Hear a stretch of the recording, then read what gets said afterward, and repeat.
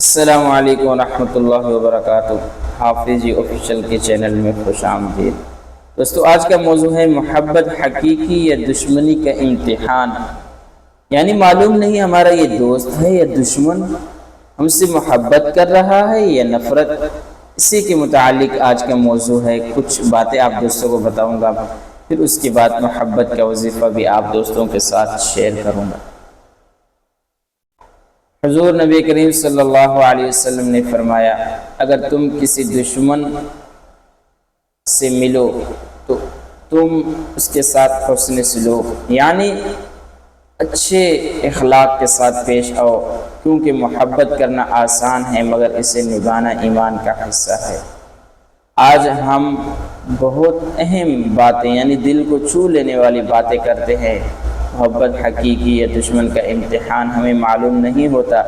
بہت سے لوگ محبت کرتے ہیں مگر معلوم نہیں کہ وہ محبت ہو رہی ہے یا دشمنی، کیونکہ محبت کے لحاظ سے دوسروں کی خامیوں کو پردہ کرو، دعا کرو ان کی بہتری کے لیے، چاہے وہ قریب ہی کیوں نہ ہو۔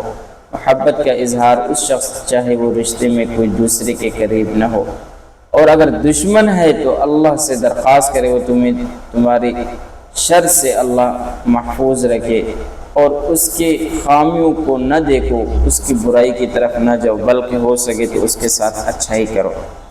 میرے دوستوں اور ساتھیوں، آپ دوست نہیں سمجھ پا رہے ہوں گے میں کیا کہنا چاہ رہا ہوں۔ میں یہ کہنا چاہ رہا ہوں، اگر دوست ہے تو اسے اچھی طریقے سے نبھاؤ، اگر دشمن ہے تو آپ دوست یہ وظیفہ کریں، انشاءاللہ وہ دشمن بھی آپ کا دوست بن جائے گا۔